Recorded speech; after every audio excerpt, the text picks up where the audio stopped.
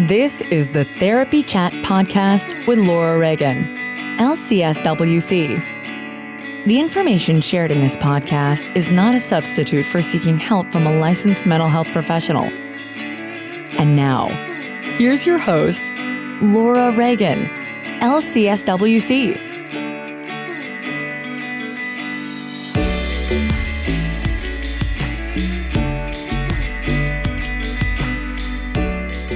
Today's episode is sponsored by Therapy Notes. Between writing notes, filing insurance claims, and scheduling with clients, it can be hard to stay organized. That's why I recommend Therapy Notes.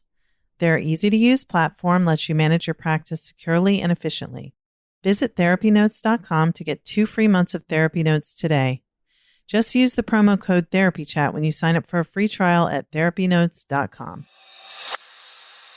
Thanks also to Doxy.me for sponsoring this episode. Doxy.me is an easy-to-use, HIPAA-compliant telehealth platform that is available in free and paid versions. Get $50 off a paid account by going to Doxy.me and putting in the code TherapyChat. Hi, welcome back to Therapy Chat. I'm your host, Laura Reagan, and today I'm very pleased to be bringing you an interview with a therapist and coach who is also the host of Unapologetically Sensitive Podcast. My guest today is Patricia Young. Patricia, thank you so much for being my guest on Therapy Chat today. Thanks so much for having me, Laura. You're so welcome. I'm really glad we could do this.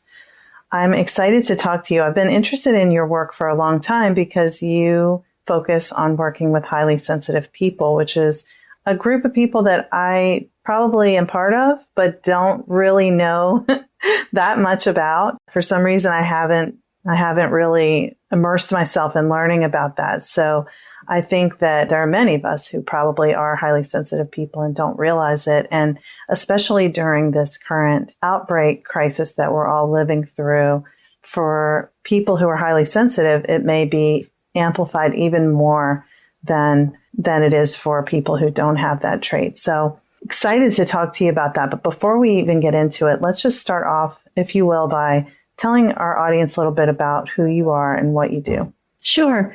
I'm a licensed clinical social worker. I'm moving more into a coaching model. I find it works better with my highly sensitive clients. Mm-hmm. I've been a social worker for, a lot of years. I always suck at these, so I'm just going to be upfront with you about that. There is no getting this wrong. It's just you talking about yourself. So it's all good. I learned about the trait of high sensitivity a couple of years ago, and I was thinking about launching a podcast. And when I learned about it, it just made so much sense, and it validated everything that I'd experienced in my life. It really felt like there was something wrong with me. I didn't fit in. It felt like I was a misfit, and learning about the trait and learning that this is how I'm wired was so validating, and it really became clear of what I wanted to do with my podcast. I shifted all of the work that I was doing to work with highly sensitive people. If you've been told you're too sensitive, you think too much, you worry too much, you can't take a joke, you analyze too much, you need to get thicker skin, you may be a highly sensitive person. And what I'm so passionate about is we have so many gifts and strengths that when we understand the trait and we understand this is how we're wired and there's nothing wrong with us, we are the healers and the change makers in the world. And I just really want to provide education, because when people hear the word sensitivity, we tend to think of somebody who's weak and fragile. And, we are incredibly strong and compassionate. And we just have so many strengths that I just kind of want to sing it to the rooftops, or sing it from the rooftops. Yeah, I can feel that. And, all those things you said, I've been described as. So, it is, I already am excited because just hearing the way you're talking about this is like something that often we view as a negative about ourselves. And you're talking about it as something that's a gift. And that feels good to me. Yeah, definitely. Definitely. Do you want to talk a little bit about the trait itself? Yeah, I'd love to, because as I said, I don't know that much about it, and I don't know if my audience is really familiar with HSPs either. So let's just give a basic introduction to what being a highly sensitive person means and looks like. Sure. So in the 90s, Dr. Elaine Aron started to research the trait, and what she came up with 4 core characteristics that spell out the acronym DOES or DOES, DOES. So D is depth of processing. We're deep thinkers. We think about the meaning of life. We have a more active prefrontal cortex. So we really reflect on things. We think about how the world is going. So of course, right now, we're going to be having much bigger thoughts and feelings about how people are being impacted. We've got more self-awareness. That little voice that observes what you're doing all the time, it's often a critical voice. That's part of our depth of processing. The O is over-arousal and overstimulation. And this is probably one of the most negative things that HSPs experience, since our current dominant culture is really about doing. And so much of our strengths have to do with being, that we're often the glue that holds our family together, relationships together. People come and tell us their problems. We're very compassionate. We're great listeners. We notice subtle details, and we're going to be more emotionally impacted by social stimulation. The E is emotional responsiveness and empathy. And again, for right now, the term I've been using is empathy overload. Yeah. That, when I heard that schools were closed, I have twin boys that are 19. I don't even know a single parent that has a child in school that is impacted by their kids being home personally. And I felt so much heaviness around that. And it's not like I'm thinking of someone specific, but it's just that imagining what that would be like for a single parent having to work from home or not be able to work from home and take care of a child. So we have more active mirror neurons, not more mirror neurons, but those are responsible for feelings of empathy. We feel positive and negative things more intensely than non-HSPs. So we bring more emotional intensity and empathy into almost every situation. And sometimes people talk about emotional reactivity. I don't want to go too far into this, but there's often a lot of wounding. People that tend to not like their sensitivity, there's wounding. And when we talk about the highly sensitive person that's done their work, it really is a strength, but we need to do our healing with the wounding. And we can talk a little bit about some of the numbers, because those HSPs that had difficult childhoods have higher incidence of anxiety and depression. And so that's kind of where that overlay is. But let's just stay on this for the moment. So with emotional responsiveness and empathy, we're going to be more touched by things in nature. We're creative. We're touched by art, music, poetry. We notice things that other people don't. So being in nature right now, being outside, is something that can be incredibly restorative and healing for us. And then the S is sensitive to subtleties. So we notice when the barometric pressure is dropping. Some HSPs have perfect pitch. We have more side effects from medications. We're usually more sensitive to changes in temperature. We may notice the sound of a ticking clock or dripping water. We notice subtle details that others miss, nonverbal cues, small changes in the environment. And then we're generally more sensitive to bright lights, loud noises, crowds. And the challenge in talking about this is we all share certain characteristics, and there's still going to be variations. So if you recognize yourself in some of these and not all of them. But what Dr. Aron says is, to be an HSP, you need to have all 4 core characteristics. So the 4 characteristics are the DOES. Yep. Got it. Yeah. I totally feel. I can't say I have perfect pitch, but other than that, I think I've got all not those. A specific one. I don't have perfect pitch. And so initially the research said about 15 to 20% of the population are highly sensitive. I'm hearing Dr. Aron say that it may be as high as 30%. 50% of HSPs are men, 50% are women, 70% are introverts, 30% are extroverts. Interesting. And then there's something called differential susceptibility. And this is what's really important, is that if you put an HSP in a positive environment, we fare better than the non-HSPs. You put us in a stressful or poor environment, and we're going to do worse than the non-HSPs. So really making sure that we can surround ourselves or create environments that work for us is really what's going to help us thrive. So I guess let's really think about, related to our current situation for HSPs, how can this current crisis be impacting us? Yeah. Now it's my people.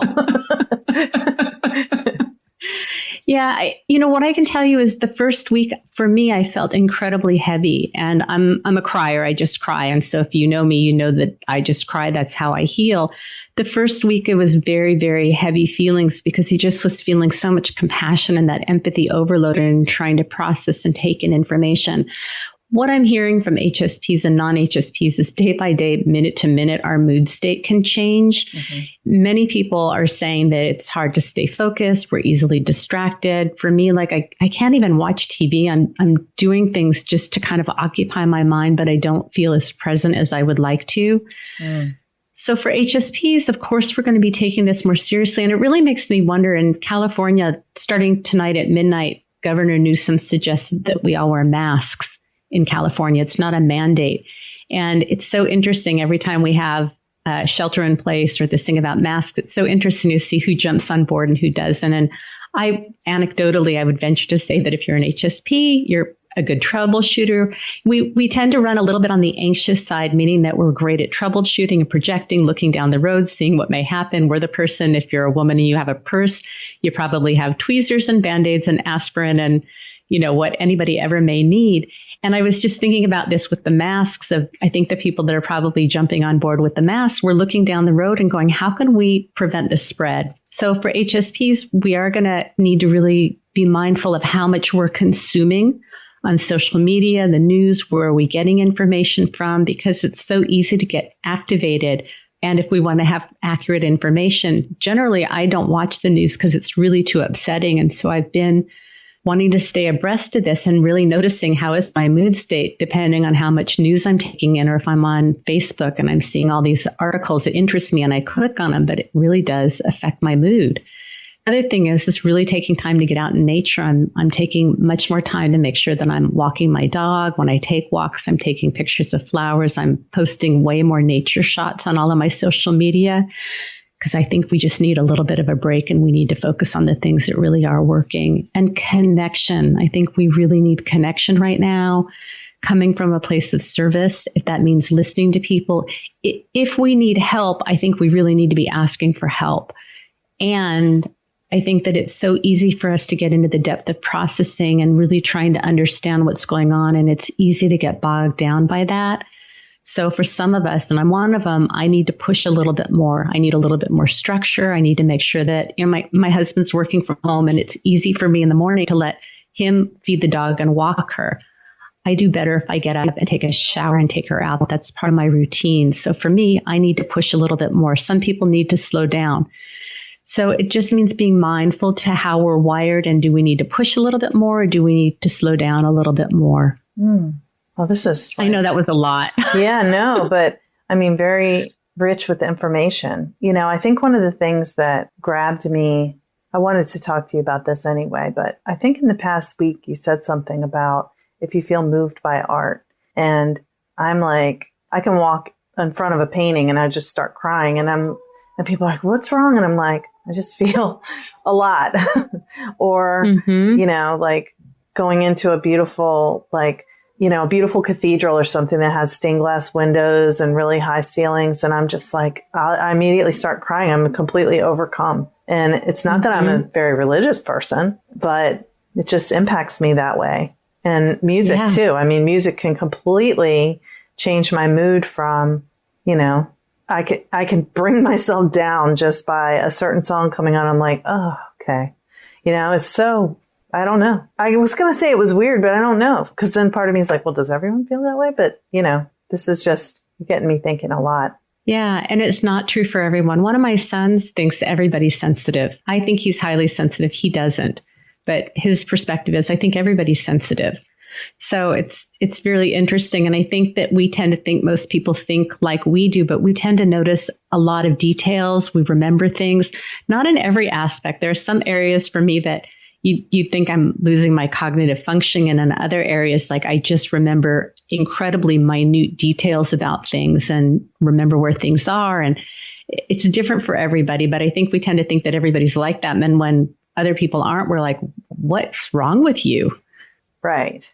Yeah. And another thing that comes up for me, and you can tell me if I'm right about this, but I've definitely realized over time that so often I'll talk about myself, I guess, like thinking about my own childhood where someone was, I've probably maybe said this on the podcast before, but like one thing that I used to feel was being bullied when I was a child was someone would ask me, why do you have red hair? And I felt like that was them bullying me. But now when I look back, considering the context, I may have been the first person that person ever saw with red hair, and they really wanted to know why.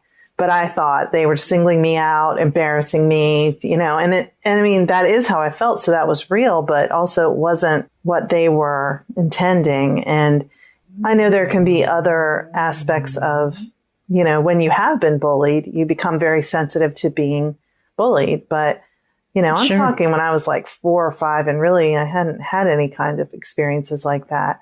And, so just how sort of it may amplify your perception of the other person's intention, Yeah. Well, and this is a big part of being highly sensitive, that we often will notice things in people's behavior, but the meaning that we attach to it, or what Brene Brown calls the story we make up in our head, is not always accurate. And one of the examples that I use is we have a security screen door. I prefer to have the screen door locked, and my husband likes to, he grew up where you don't lock anything. And he would go out the door, and he'd, get frustrated because it was locked. And I could see he was visibly angry. And the story I made up in my head is he thinks I'm hypervigilant. He thinks I'm just being paranoid. And so I asked him, he's like, no, I just forget that it's locked. And knowing my husband, that's accurate. This is one of those detail things. And so it's really important when we can check things out with people, because we are picking up on something, but the meaning that we attach to it may not be accurate. So it's possible as a kid, people didn't understand what red hair was. Maybe they'd never seen it. And so you were picking up on something, but the meaning that you attach to it, I don't know. I don't want to make something up. Yeah.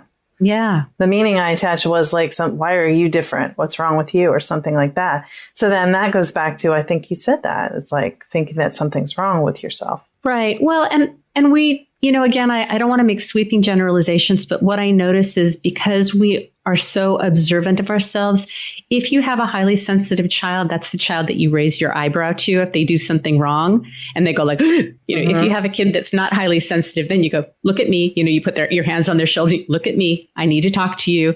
Your highly sensitive kids are going to be much more perceptive, more sensitive. They're going to take gentle correction. We tend to be really hard on ourselves. We tend to be perfectionistic. Many of us don't like conflict, and so setting boundaries can be difficult. It's easier to just go along to get along. I don't want to say this about everybody, and I think it depends on what your history is. Because so many of the people that I work with have wounding, I'm really fascinated to know about people that don't know that they're highly sensitive because they're just functioning really well. And I interviewed someone on the podcast who, as we're talking, realized that he was highly sensitive. And it was just fascinating to me. So I really try and be mindful when I talk about the trait, because there is wounding that's overlaid. And I'm a wounded healer. I've got attachment wounds. I've got abandonment wounds. It comes up. I manage it. It doesn't run my life, but it's still there as an overlay. And so trying to be mindful about which is the trait of being an HSP and where the wounding comes in. Let's just pause for a moment so I can give you a little bit more information about why I love therapy notes. I switched to therapy notes a few years ago. I'd say it's about 3 years now, I believe. And I have never regretted it. I was very happy with the EHR I used before, but therapy notes is more intuitive. I love the interface. The customer service is fantastic. And I love how I can get my notes done quickly because I can customize the template that I use for my notes. And there are opportunities to put check marks rather than having to write out the intervention used. So I have cut my time spent writing notes way down, which is wonderful because I like to focus on seeing clients. I know documentation is an important part of our work, but it can also be time consuming. And that is why I love using therapy notes. If you are considering switching EHRs or you're looking for one to use in your practice, give therapy notes a try. You can get 2 free months by using the code TherapyChat. Now let's get back to our interview. Yeah, that's definitely something I'm very curious about right now as a trauma therapist. And, I don't know. Do you think you can talk about that, or is that just too complicated? How to sort what's what? I know how to see trauma, but I don't know, or attachment injuries, but I haven't known how to identify someone who is highly sensitive. I'm not a trauma therapist, so let me see if I can piece this together off the top of my head. Hopefully it'll go somewhere well. I think you always want to go back to those 4 core characteristics. And so if you're seeing that depth of processing, the over-arousal, overstimulation, emotional responsiveness and empathy, and sensitive to subtleties, and that is with what you see with trauma, then you want to tease that out. And so providing some education about the trait would be really helpful. I went back and really looked over my entire life with the lens of, oh, this is how I'm wired.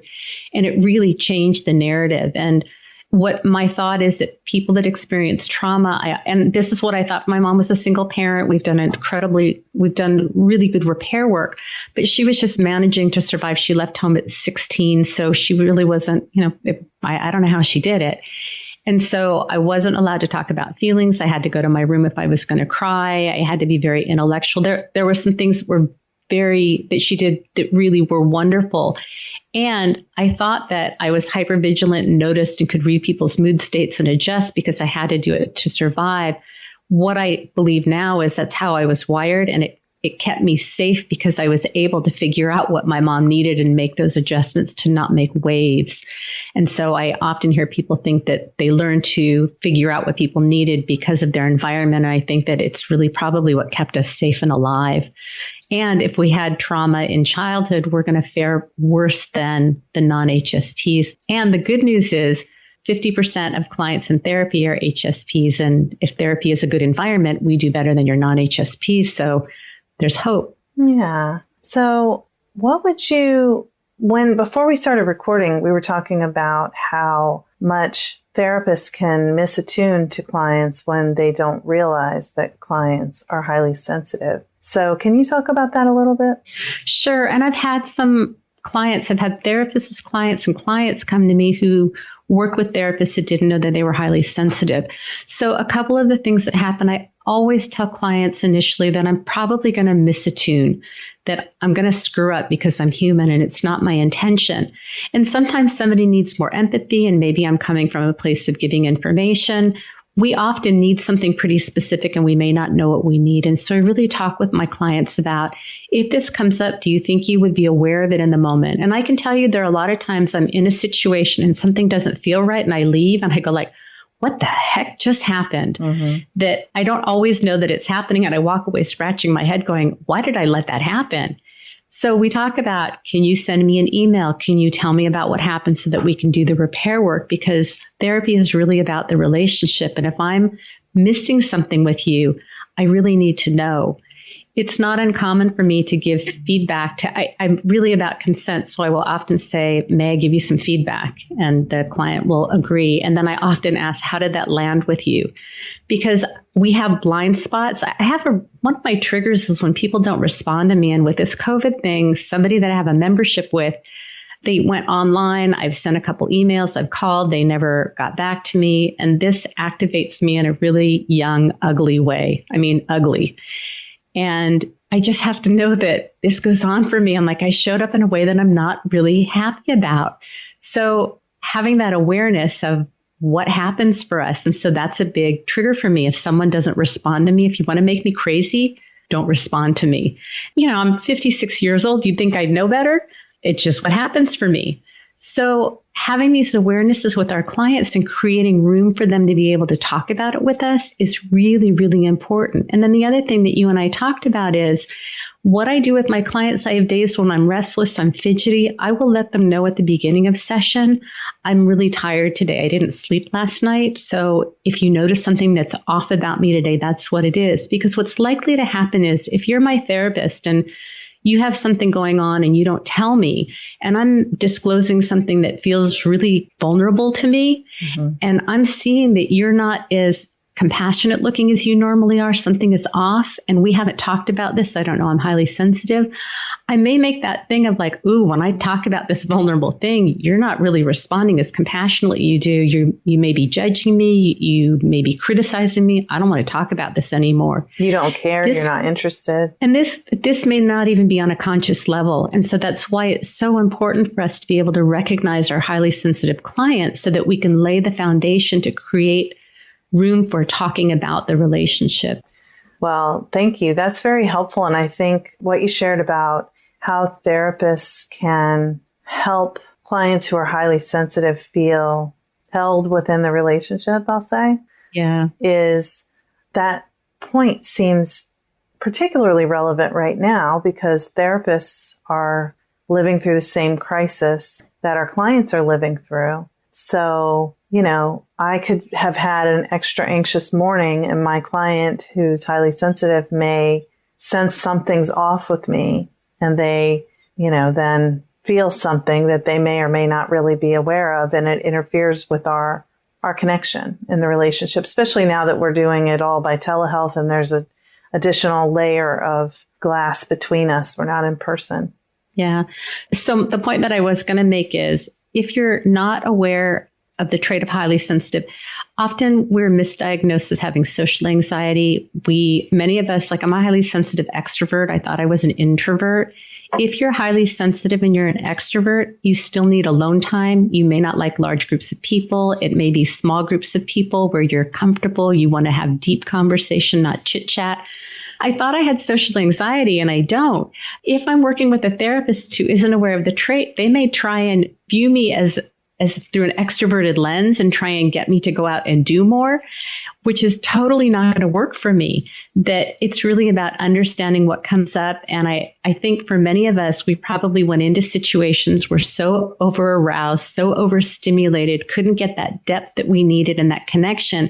It felt terrible. And we thought, I'm not going back, without understanding what was going on. And so again, that's why you want to have a therapist that's aware and can attune with you to really help you see what your strengths are and how to create environments that really work for you in social situations that really fill you up. And if you're a highly sensitive extrovert and right now with the social isolation and you're not getting enough of that, you may feel a little depressed and listless, which is what I thought I was an introvert. So I would not hang out with people and then I'd get depressed and couldn't figure out what was going on. Yeah, I think, I was talking about this with my therapist. I was asking him if he thought, I'm having another little narrative in my head as I'm imagining my therapist listening to this and being like, oh my God. Anyway, there's something about naming something, like naming being a highly sensitive person that is so resonant because the person finally feels like, that's it. That's what is going on with me, I see that in trauma work, just giving psychoeducation about trauma to help people understand why they feel the way they feel, in reaction to the trauma they experienced is just, it's simple, but it's like, yes, that's it. It's like, finally, I could put words to it. I guess it helps with that making meaning. Absolutely. And I think so much shame is interlaced with, if you're a kid and you're worried about something and you have a parent that just doesn't understand, they can be very well intentioned and say, don't worry about it. Everything's going to be okay. We learn that how we show up in the world is not okay. So as we continue to grow up and we experience, we give ourselves that message that like, I'm making a big deal out of things. I have this sometimes in a restaurant, like I'm not your ideal, person to order from. Like I'm your problem person because, I need a special diet where my needs are perfectly okay. There's nothing wrong with we've all internalized those kinds of messages. And so when we learn that it's okay, it just makes such a difference. And so being able to name it breaks the shame. And there's a difference of, when you and I, before we recorded today, it's been a hard day. I've shed a bunch of tears. It felt very heavy today. I'm talking about something I'm passionate about right now, so I'm connected. But being able to say what was going on helps me remember that it's not who I am. It's just something that I'm feeling, which is what you're talking about, which is about that healing part that we really need. And for therapy, my personal style is I do self-disclosure with the client in mind. And this is not about me needing to talk about myself, but because so many of us have felt like there's something wrong with us, we're in the minority, that being able, like with the stuff that's going on right now, I've had talks with clients saying like, I'm having a hard day. I can be here for you, but I'm having a hard day. I just want to let you know this stuff is hard. We don't know what's going on. We're in uncharted territory. Those things for my clients tend to be incredibly validating because I don't have the philosophy that I have all the answers. I don't. I'm here in the struggle. I'm never going to be in a place where I've got my stuff together. Being human means that it's messy, it's imperfect. We get pockets of joy that we enjoy. We've got deep feelings. We learn to lean into them. Learning to be okay with all of that for me and my orientation is how I talk to my clients. But being able to say like, I hear you. And I often will share about, things that I experienced in my personal relationships to help them validate, which is also how we show up. And then we have this narrative, like you'll share something and I'll go, yeah, I experienced this. This is my way of connecting. And then what I call gremlins will come up and go like, now you're just making it all about you. And what I'm doing is really connecting. Yeah. Yeah. Well, and that's, I don't know. It sounds like, I don't know if this is part of it, but it sounds like that way of judging oneself as being too much. Oh, that's a huge one. The wound of too much. And if you have the wound of too much, you also will have the wound of not enough. I don't matter. What I have to say isn't important. Everybody else has their stuff together. What's wrong with me? It's the same wound. And that's a big one for me. Mm-hmm. You were talking, another thing that this reminds me of, before we started recording, we were talking about Brene Brown's new podcast. And I think you had something you wanted to say about that. She's the first person I heard about not enough or too much, which resonated so much for me. Yeah, definitely. So her new podcast is called Unlocking Us. And I think episode 2 is called FFTs, which she talks about in relationship to what's going on right now with this pandemic, but when we have a first time experience with something. And so I would really recommend it. And the other episode she did is on comparative suffering. And this is so common, especially for HSPs, so today I'm having a sense of heaviness. I've had this week and I'm thinking I'm sitting in a house full of people that love me and care about me. And I'm feeling tremendous grief. I can feel the tears coming up.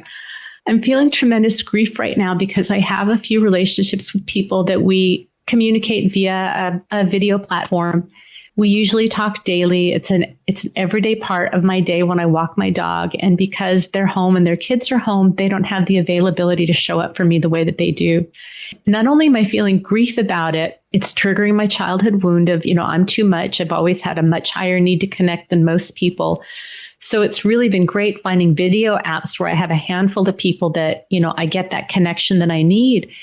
And I go into this thing of like, I shouldn't be feeling this because I'm getting all my needs met. I'm having first world problems. And the truth is I'm missing those connections. Those connections help ground me. They're important to me. I love having that sense of connection with people. And I feel really sad that I don't have it today. And so that's where the comparative suffering comes in, where we go into the minimizing. And if we're feeling it, it's real. And if I'm feeling sad because I can't get my nails done or because I want to get my eyebrows waxed, it's okay to feel the pain around that. It's really okay. And, we want to go into a narrative of why that's frivolous. And if that's part of what makes us feel good, we can still allow ourselves to have the feelings around it. And then we figure out what the next step is. Yeah. Well, thank you for those examples and for your vulnerability and sharing. Yeah. Yeah. Everything's different. This is just such a weird time. It's even like if you're safe in your house and you're with the people you love. It's like swimming underwater. Everything is just new, having to make decisions about things that we've never had to make decisions about. Even as I walk my dog, I see somebody approaching and I get anxious. Are they going to move out of the way? Do I have to move out of the way? My dog is blind. And the other day I had to, there was no place for me to move. So I had to pick up my dog, back up, go around the cars into the street. And we vacillate between this fear and vulnerability and then flipping into judgment and anger. And I've just been really mindfully observing myself going like, ping-ponging from one to the other, and to allow for all of that, to know that it's okay. I think there's a tremendous amount of beauty and connection and people showing up for each other in ways that we just haven't before. That's also part of what I think it's the human condition. It's also HSPs want to make the world a better place. We want to do what we can to have that sense of connection and peace and harmony. And so again, is there a way that we can honor the challenges, the hurts, the loss, the grief, because there's grief, it is.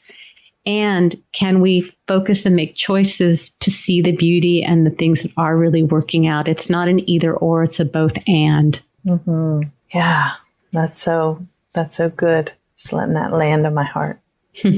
Yeah. So what is your work with HSPs as a coach? Or if you work with them as a therapist, how's it different? Because you were saying that coaching tends to be more effective for your HSP clients.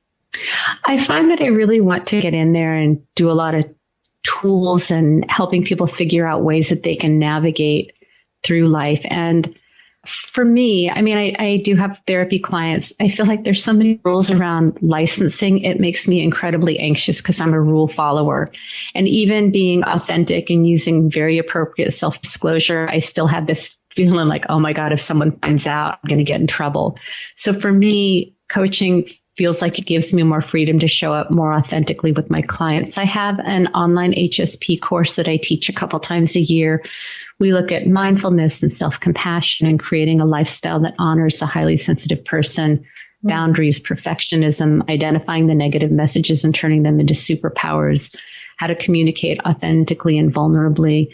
I think the power of the groups are that people get to be in a really small environment. It's online, and see other people that show up in the world like them, and to really do reality checking so that we kind of have that. It's almost like recreating that family that many of us didn't have, to really see what's possible in relationships. So then we can take that to our other relationships and see what's working and what's not, and to see what's possible.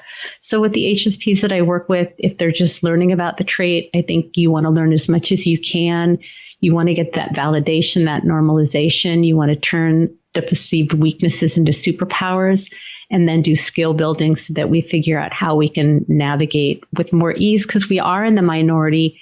And, you know, one of my favorite stories is when I moved offices in my house, my husband, bless his heart, had painted the other room. And there's, you know, yellow poking out from the blue. There's a little blue on the ceiling. Those details, I noticed them, and I don't like it. So when I moved in the house to a different room, he offered to paint for me. And I said, you know, I'm going to pay to get it done professionally. He says, you're so picky.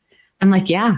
And had I not done my work, I can guarantee you that for the next 5 years, anytime something came up, I'm sure I would have been, that's because I'm so picky. That's probably because I'm so picky. And it's like, those details are really important to me. And so when we know how we are and what our traits are, somebody says, yeah, you're so sensitive. It's like, yeah, what does that bring up for you? It looks like that makes you feel pretty uncomfortable. To be able to really stand clear in that and to not take that on. But until we do our work, we don't know that. And somebody says, you're so sensitive. Like, I know I am.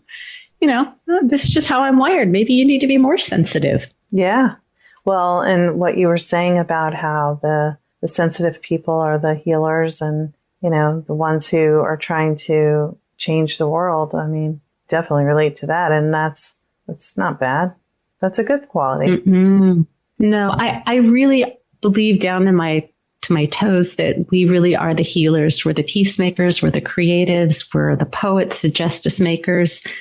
We have such beautiful gifts to offer the world. And like I said, we're the emotional glue that holds our families together, our relationships together. People come to us. We're very compassionate. We're great troubleshooters, projectors, you know, projecting into the future to problem solve. We make incredible leaders because we really listen. We have a pulse. We want everybody to be seen and heard. We really have amazing strengths. Well, that's a great place for us to end, I think. That feels good to me.